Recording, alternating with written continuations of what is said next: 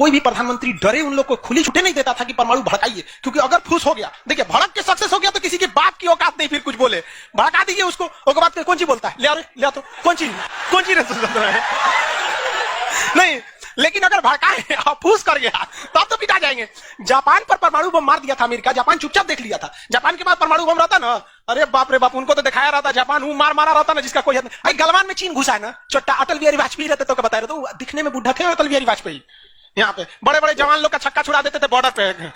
उन्होंने खुला छूट दिया एपीजे अब्दुल कलाम को, कहा कि आपको हमारे परमिशन की जरूरत ही नहीं है, आपको जो करना है करिए, हमको नहीं, हमको बस परमाणु बम चाहिए, हमारी सरकार रहे चाहे सरकार गिर जाए। और रियलिटी में है, भारत में अटल बिहारी वाजपेयी अगर परमाणु परीक्षण न करते तो भारत पर अमेरिका सैंक्शन नहीं लगाया रहता और अटल बिहारी वाजपेयी की सरकार नहीं गिर जाती। लेकिन अगर वो अपनी सरकार को सोचते तो कोई भी शिक्षक मंच पर खड़ा होकर किसी प्रधानमंत्री का खुलेआम तारीफ नहीं कर सकता, वरना कितने प्रधानमंत्री आए कितने गए किसी के लिए शब्द नहीं निकल रहा है। 1974 में इंदिरा गांधी ने डिसाइड किया कि हमें क्या बनाना है, परमाणु बम बनाना है। कब डिसाइड किया इन्होंने? 1974 में। बट उस समय हम लोग उतना डेवलप नहीं थे, तो हम लोग यहां पर मई 1974 इन्होंने पोखरण में परमाणु परीक्षण किया, लेकिन गलती से वो उतना सक्सेस नहीं हुआ जितना होना चाहिए था। उस परीक्षण का जो नाम था, उसका नाम था स्माइलिंग बुद्धा। क्या नाम था? स्माइलिंग बुद्धा। तो हो गया बात वही भड़कइबो किए लोग, ठूस दे करके रह गया, पकड़ा गए हम लोग। अब अमेरिका हम लोग पे दबाव बना दिया। अमेरिका ने एक नियम बना दिया सीटीबीटी और CTBT, comprehensive test ban treaty.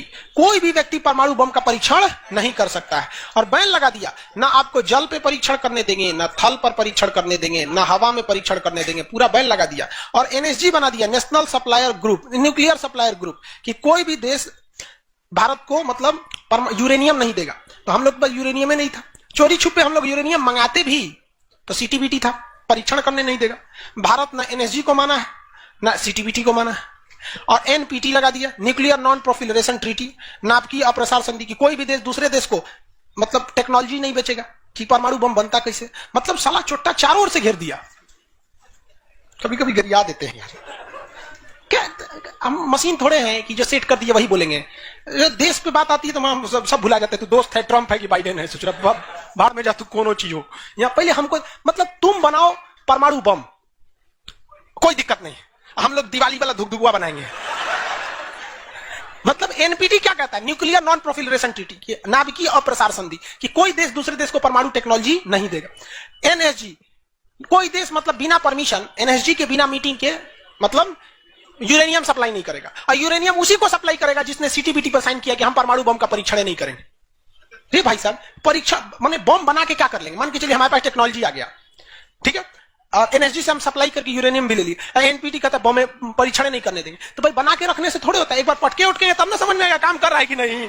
पता चला बना के रख लिया, युद्ध में पटके तो धुआं दे के रह गया। तो एक बार परीक्षण मतलब चारों ओर से हम लोग को घेर दिया था। अब भारत वाले वैज्ञानिक भी तो मतलब है सब उसी हिसाब के ना। भारत वाले ने कहा कि एक काम कीजिए, एक समझ में नहीं आ रहा है, अमेरिका से कहिए तू हमारे यहाँ परमाणु बिजली घर लगाओ। तो इंदिरा गांधी थी ना, अमेरिका को फुसला दी, कही कि देखिए ना गुजरात में हमारा तारापुर जगह है, वहां परमाणु बिजली घर लगाना है, उसमें बिजली बनेगा, लाइट बत्ती जलेगा, आप बिजली घर लगाइए। सुने हैं कि 300 करोड़ का खर्चा आता है, जबकि 200 करोड़ का खर्चा आता था।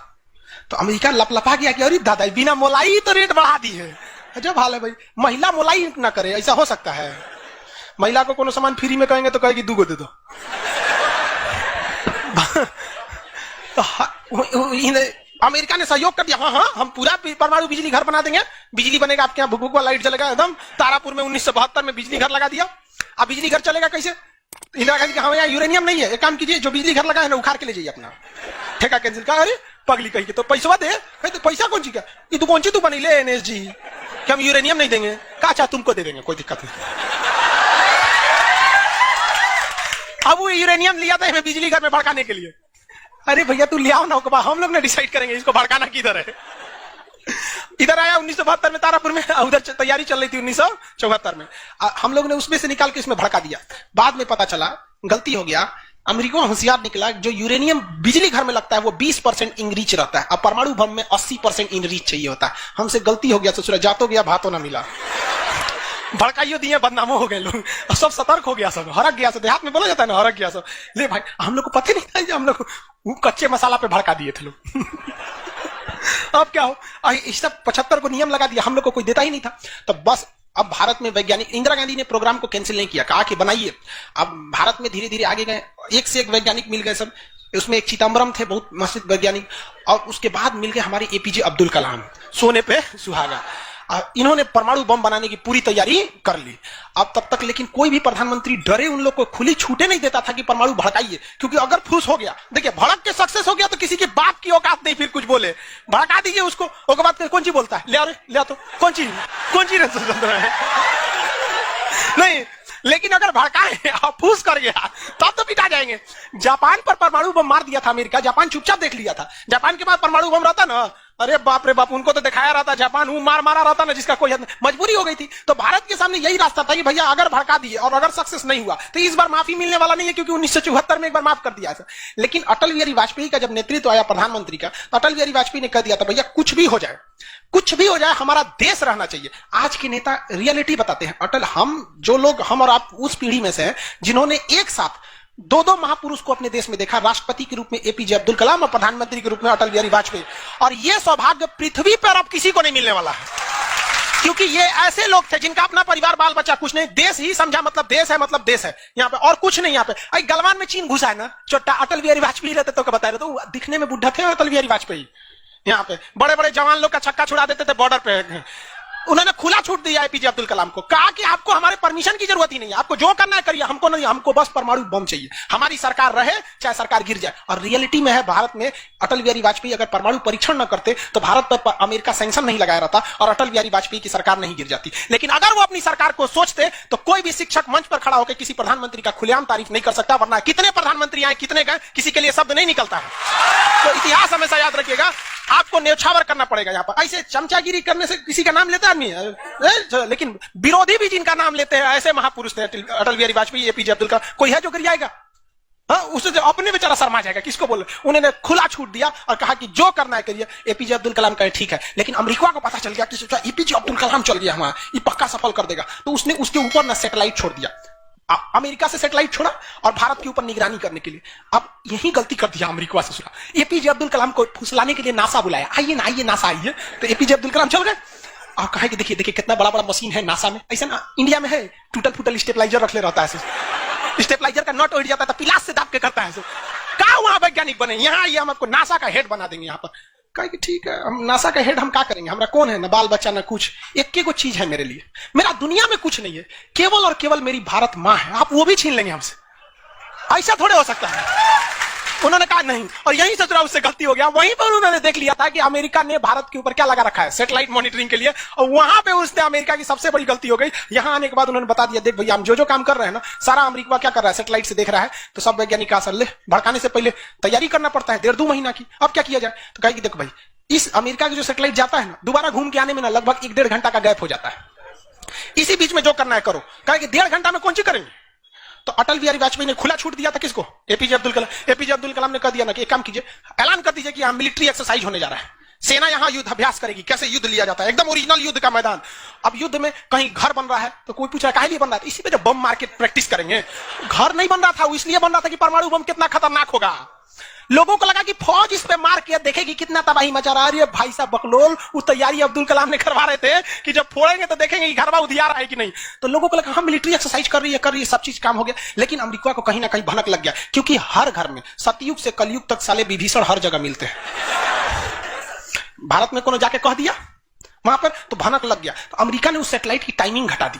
अब जो घंटों का गैप रहता था वो चंद मिनटों का गैप रह गया, 20-20 मिनट का गैप रहता था। लेकिन इन लोगों ने अपना काम निपटा के रख दिया था। लेकिन समस्या ये थी ना कि सब चीज तो बन के रेडी हो गया, हर चीज रेडी हो गया, लेकिन अगर परमाणु बम फोड़े और फूस करके रह गया, समस्या यही थी। भड़क गया तो टेंशन ही नहीं था। तब क्या किया गया, सैटेलाइट हुआ तो रहेगा। तो अटल बिहारी वाजपेयी का पूरा छूट था, एपीजे अब्दुल कलाम को इनको टेंशन ही नहीं था। उन्होंने कह दिया अटल बिहारी वाजपेयी से कि काम करते हैं हम अब आ गया, हम मई में इसका बम फोड़ देंगे, कोनो दिन में 9 तारीख चाहे 11 तारीख, कोनो दिन हम फोड़ देंगे।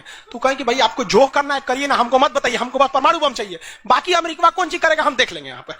तो अटल बिहारी वाजपेयी से खुला छूट मिल गया। अब इन्होंने 9 मई 1998 डेट क्या कर दिया, डिसाइड कर, 2 दिन किया था, एक 9 मई को भी, फिर 11 मई को। पहले 11 मई 1998 शक्ति 98 कोड नाम था। जैसे अमेरिका का सैटेलाइट गुजरा, पूरी तरह से कैलकुलेशन हो गया था कि कैसे कैसे होने वाला। अमेरिका का सैटेलाइट जैसे गुजरा तुरंत यहां पे भारत का परमाणु बम को ब्लास्ट किया गया। और जैसे ब्लास्ट हुआ तो जो मिलिट्री एक्सरसाइज कर रही थी उसको तो भेज दिया गया था 2 दिन पहले ही। जो बिल्डिंग विल्डिंग बनाई थी वो खाली पड़ा था, धाए दे गायब हो गया बिल्डिंग, पूरा धुआं धुआं हो गया, पूरा भयानक। अब परमाणु बम क्या हो गया, लगभग सफल हो गया। वैज्ञानिकों को लग गया था सफल हो गया, लेकिन भाई अब ये फोड़े, अभी कैसे पता चल जाएगा सफल हो जाएगा? आप अंदाजा ना बता सकते कि भाई इतना तबाही एक अच्छा ही बम ला सकता है। लेकिन तब तक सैटेलाइट उसका घूम के आ रहा था और पकड़ लेता तब क्या होता, मान के चलिए पकड़ लेता, अब पता चला कि सफल ही नहीं हुआ, खाली धुआं कर दिया, गड़बड़ हो गया। तुरंत अटल बिहारी वाजपेयी को फोन किए एपीजे अब्दुल कलाम कि तुरंत आप मौसम विभाग को कहिए कि राजस्थान में भयानक तूफान आया है, कोई नहीं जाएगा। अटल बिहारी वाजपेयी ने तुरंत घोषणा करा दी, राजस्थान के लोग अपने घर में रहे, बहुत भयानक तूफान आया है। अब उसका सैटेलाइट आ रहा है तो देख रहा है धुआं धुआं हुआ है, तुरंत मैसेज भेजा नासा में, धुआं हो गया यहाँ पे। क्या मतलब धुआं हुआ, तूफान आया है वहां पे। तूफान आया है, सोचा वहां से चला गया। तब परीक्षण देखा गया, एकदम सक्सेस, एकदम सक्सेस। अब टेंशन नहीं है, एक और फोड़ दो, 2 को फोड़ दिया गया, पूरी तरह से सक्सेस हो गया। और ससुरा अमेरिका को अभी तक पता है कि वहां तूफान आया है, अरे वहां दूसरा तूफान आया है। अब भारत में कुछ भी कहिए तो डर तो लगता है नहीं, अमेरिका बहुत खतरनाक देश है। आज हम लोग भले शक्तिशाली हैं, 1998 में हम लोग को पाकिस्तान आके दिखा देता था, 99 की करगिल वार याद कीजिए। आज हम लोग बहुत आगे निकल गए, लेकिन उस समय बहुत पीछे थे हम लोग। अब डर तो था ही। अब भारत के प्रधानमंत्री सब राष्ट्रपति सुखपुकार थे, अमेरिका क्या करेगा, ओके पते नहीं। 9 तारीख बीत गया, 10 तारीख बीत गया, पता नहीं चला अमेरिका को। अटल बिहारी वाजपेयी अब्दुल कलाम से पूछे कि महाराज तो सोचा कुछ सुखबुगाइए नहीं रहा, तो करे ओकरा पते ना चला। एक काम करते हैं, आप धड़ल्ले से फोड़ देते हैं, क्या फायदा है हम। तो फिर 11 मई को 3 और फोड़ दिए, 2 को गायब करके। जैसे परमाणु बम निकला धाम से फोड़े, पता ही नहीं चला दूसरा। लेकिन भाई धड़ाधड़ 5 को फोड़ दीजिएगा तो पता चल जाएगा कि नहीं पता चल। ये डाउट हो गया पाकिस्तान को, जनते का है। हम लोग फोड़ रहे थे यहाँ पे, अब भूकंप आ रहा था यहाँ। फोन किया अमेरिका को कि बकलवा आंधी उंधी ना उठ लो, फोड़ दिया परमाणु बम। अमेरिका सोच रहा माथा फोड़ रहा है अपना, कह रहा है कि अब क्या करें हम। यहाँ पे नासा वालन को गरियाया गिरे चोट्टा कहीं का, तू लोग को सैटेलाइट लगाओ, आई लगाओ। वहां पे कौन सी देख रहा था लोग वहां पे, कि हम तो बोलबे किए थे कि उधर दुका उठाया था, अपने ने बोले थे कि आंधी उठा है वहां पे।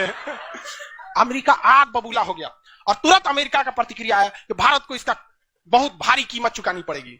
तो भाई जिसकी कीमत भारी ना हो उसे चुकाने में मजा क्या है। और अमेरिका ने खुलेआम भारत को लड़का दिया कि अमेरिका कभी भी इस बात को स्वीकार नहीं करेगा कि भारत एक परमाणु संपन्न देश है। भारत को कभी भी अमेरिका इस बात की मान्यता नहीं देगा। अटल बिहारी वाजपेयी ने भी कॉन्फ्रेंस तुरंत मीडिया के सामने आए और कहे कि जो चीज हमारे पास है उसके लिए हमें किसी के प्रमाण की कोई आवश्यकता नहीं है। और जिस देश को यह लगता है कि हमारे पास परमाणु बम नहीं है या जिन देश को हम पर शक है वो आ जाना युद्ध के मैदान में, बताएंगे है कि नहीं। अब पूरी तरह तबाह हो गया यहाँ पे। अब अमेरिका माथा पीटते रह गया। अमेरिका ने आदेश दिया अपनी सेना को कि तैयार रहो। अटल बिहारी वाजपेयी ने आदेश दिया अब्दुल कलाम को कि जो बम बनाए हैं ना 2-4 को फोटोकॉपी उसका रेडी रखिए। फोटोकॉपी मतलब उसका बना के रेडी रखिए, क्योंकि सेना की लड़ाई में भाई आर्मी टू आर्मी बहुत दिक्कत हो जाएगा, एडवांस है वो बहुत। आज के वक्त में भी हमारा हथियार वहीं से खरीद किया था। भारत ने भी डिसाइड कर लिया कि जो होगा आपकी परमाणु बम से होगा। अमेरिका भी डर गया कि ना भाई इससे लड़ना ठीक नहीं है।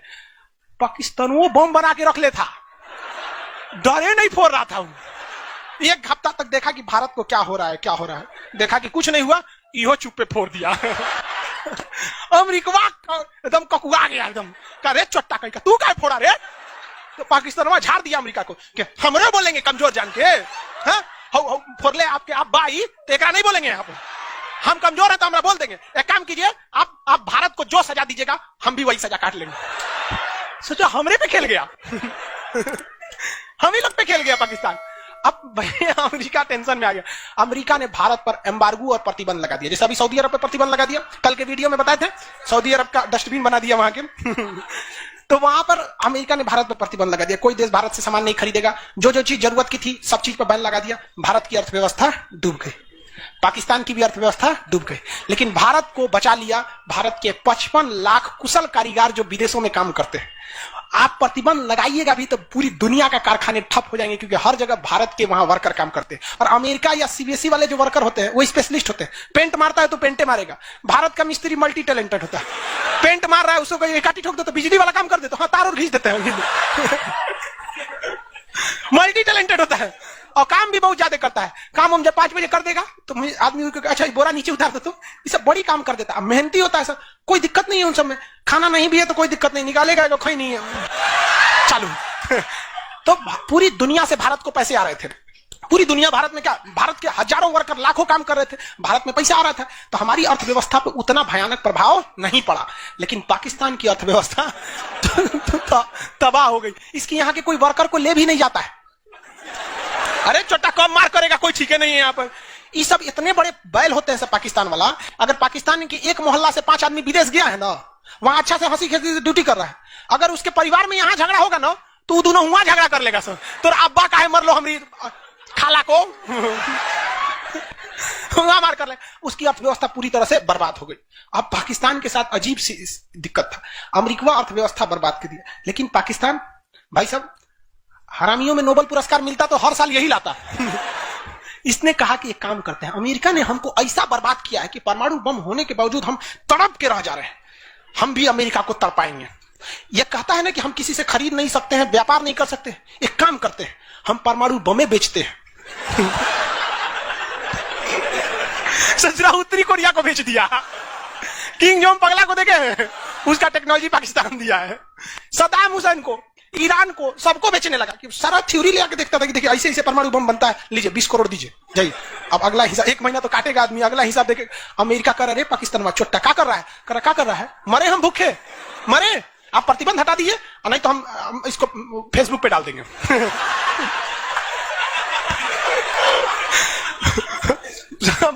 अमेरिका पगला गया, अमेरिका प्रतिबंध हटाया।